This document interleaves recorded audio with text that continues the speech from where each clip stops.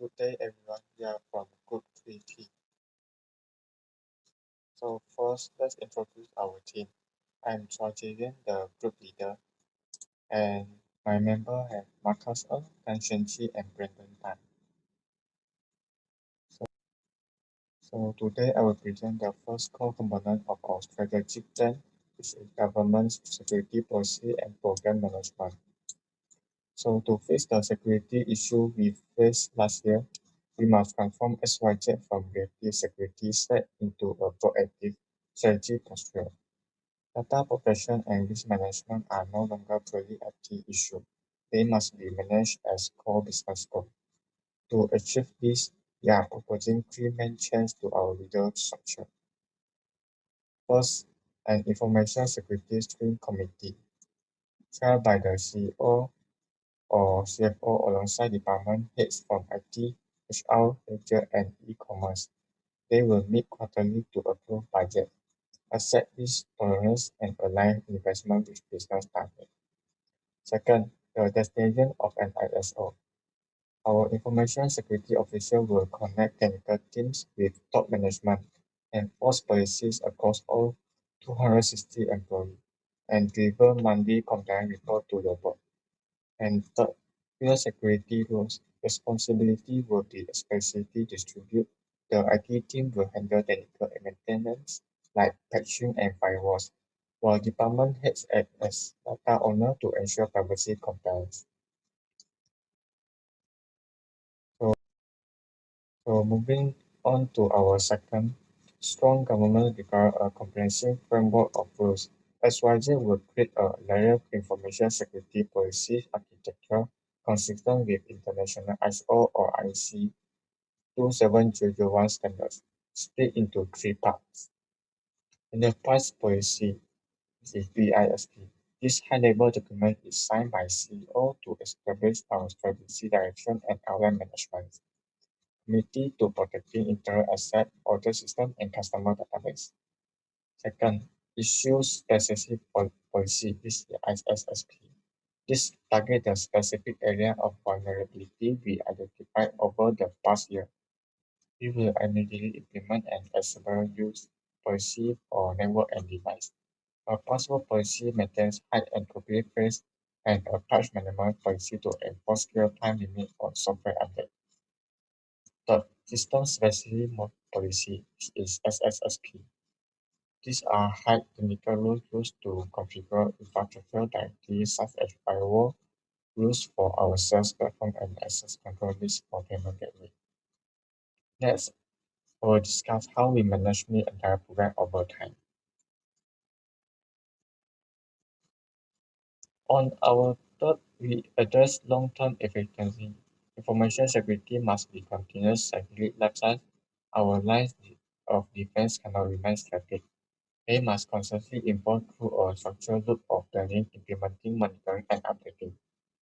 To track compliance and measure operation progress, our SO will monitor concrete key performance indicators on a quarterly basis. First is a system patch tracker to monitor to the speed of the software security update.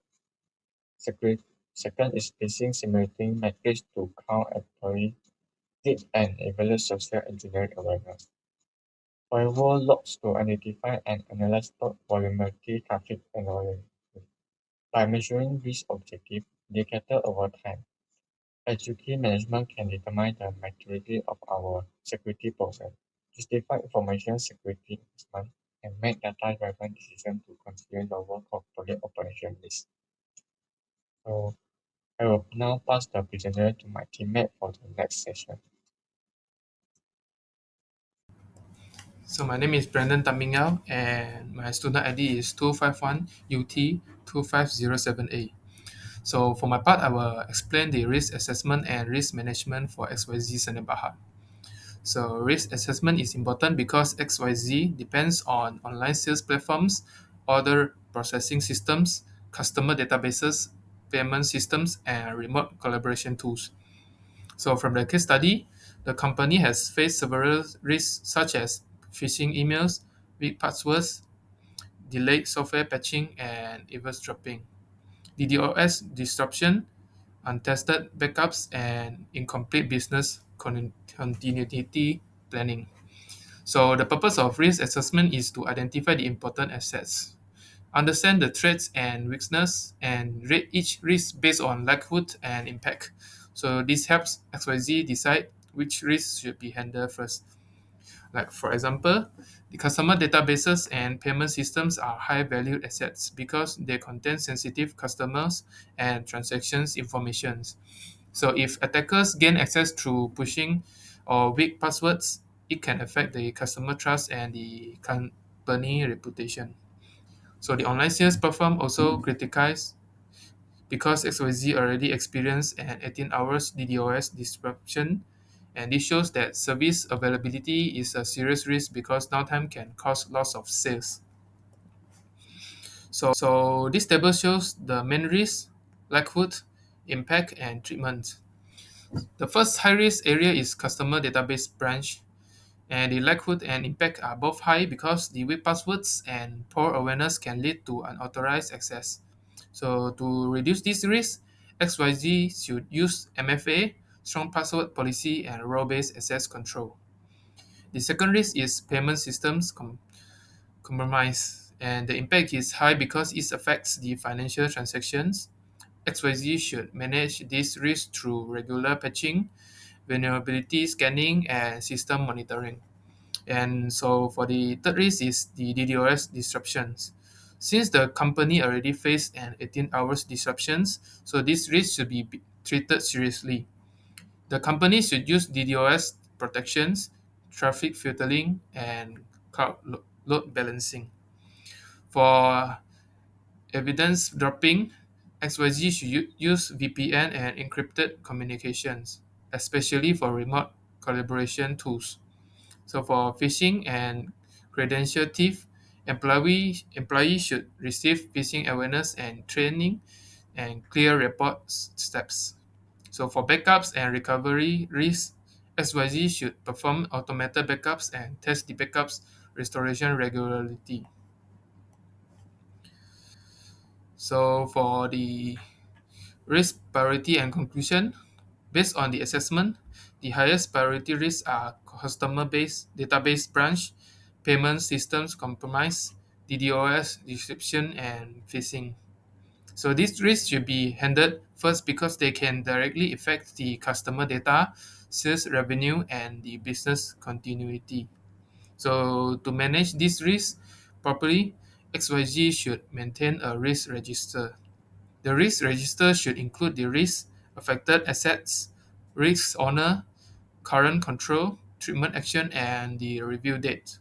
So, in conclusion, the risk assessment and risk management helps XYZ focus on the most serious problems first by applying suitable controls and reviewing risk regularity. The XYZ can reduce the operational risk and improve its information security program. So I will pass to the next presenters. Thank you. Good afternoon, sir. My name is Marcus Ngjaiter. My student ID is 1251UT25126. So today I will present about the setup program and incident response and business continuity plans for company XYZ Sendayan Berhad. So I will talk about the setup program. So what is the problem? So company XYZ have faced the phishing emails, weak passwords, poor employee awareness, and eavesdropping on the remote tools. So currently, there is no formal security training that making the employees vulnerable to social engineering attacks that could compromise customer data and payment system. So what is the solution about it? So the first is the awareness for the 260 employees through monthly micro-learning modules, digital poster, and gamified quizzes. So for the topics include is about the spotting phishing indicators, social engineering tactics, and credential hygiene. The second is the training. So the training is for the department teams, which is the sales, the human resource, and the support. So for the method is using the BI annual workshop that can simulate the trick walkthrough. For key topics is about the secure handling of customer database, preventing airdrops, and password management. The third is the education, which is target about the IT and security personnel. So for the method is using the annual formal vendor training industry certificate. For the topics is secure the patching workflows, advanced threat hunting, managing defense management. So what is the key implementation details? So monthly surprise phishing simulator designed to resemble everyday e-commerce use cases. So report phishing one click button is incorporate email clients, no blame policy to facilitate fast reporting of suspected incidents and training on high entropy passphrase and use of corporate password managers. So next is the incident response and business continuity. So what is the purpose statement? So company suffer an 18-hour DDoS disruption, so their incident response processes were unclear, backup untested, and business continuity arrangement incomplete. So this result is intended downtime and loss of customer confidence. So for how to what is the solution? So the first is the incident response. So the strategy is about the develop dedicate C-cert with defined roles, which is the incident commander, technical lead, communication specialist. For the special outcome is eradicates the threat quickly. The second is use EDR tools for automatic network isolation during the DDoS or phishing attacks. So what is the outcome is to clear up the structural confusion. The third is the incident playbooks with action plans, which is which can reduce the lateral movement into core payments networks. So next is a backup testing. So for the testing is they can automate daily cloud backup using 3-2-1 methodology, which is three copies, two media types, and one offsite. So that this can make sure the quality assurance of backup data being corruption free. The second is a mandate monthly sandbox restoration dry runs. So what is the outcome, which is the guaranteed data is quickly operational during the disaster. The third is establishing the formal backup validation process. So what is the outcome, which is eliminates the blind faith in implemented system. So next is a recovery and continuity planning. So deploy upstream DDoS traffic scrubbing service from cloud vendor. For the expected outcome is can reduce the recovery time objective, which is the RTO. The second is implement multi-level restoration process, prioritizing the customer-facing system first, so it can avoid another expensive 18-hour disruption. The third is a workup disaster recovery plan with fail over to secondary system, which is can guarantees about the continual customer confidence and revenue streams. So this is my presentation. Thank you. Hello everyone, my name is Shunqi. So moving into our technical evaluation of XYZ Senjang Berhad, my section will cover the protection mechanism and access control. So we will look at the specific technical safeguard necessary to defend the company's e-commerce operation, secure remote collaboration, and tightly control who has access to sensitive databases. So first, we must address the 18 hours disruption caused by the recent DOS attack. This highlights a critical need to fortify the network perimeter. We recommended deploying next generation firewall coupled with cloud-based load balancing. By utilizing elastic load balancing across multiple cloud instances, we can absorb volumetric traffic spikes at the edge router. This ensures the secure online sales platform remains operational and available to customers even during an attack. Next is the issue of eavesdropping, which identifies our data is currently vulnerable in transit. So to secure our remote collaboration tools and payment system, we must enforce end-to-end cryptography utilizing strong protocols like TLS 1.3. And furthermore, we need to mandate the use of corporate VPNs, forcing remote employees onto an encrypted tunnel ensures that any data transmit over public or home networks remains private and shielded from interception. Then, the reliance on weak password practice leaves the company wide open to account takeovers. To fix this, we must overhaul authentication. We will implement fail-safe password controls, demanding strict complexity and rotation. More importantly, we must mandate multi-factor authentication or MFA as a short form of the multi-factor authentication across all entry points. By requiring a secondary factor such as a token or biometric scan, we effectively neutralize the threat of compromised password.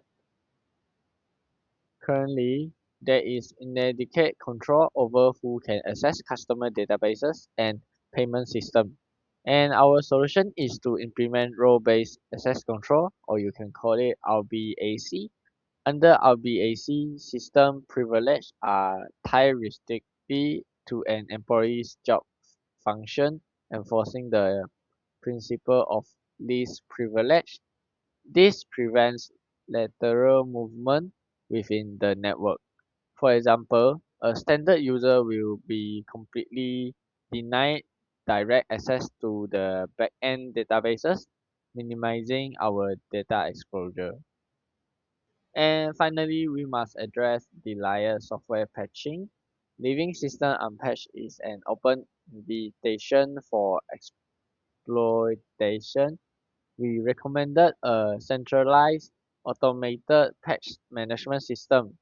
This will continuously track our baseline configuration, identify missing updates, and automatically deploy those patches during scheduled maintenance windows. This removes the reliance on manual intervention and significantly reduce our overall attack surface. And that's all for my part. Thank you.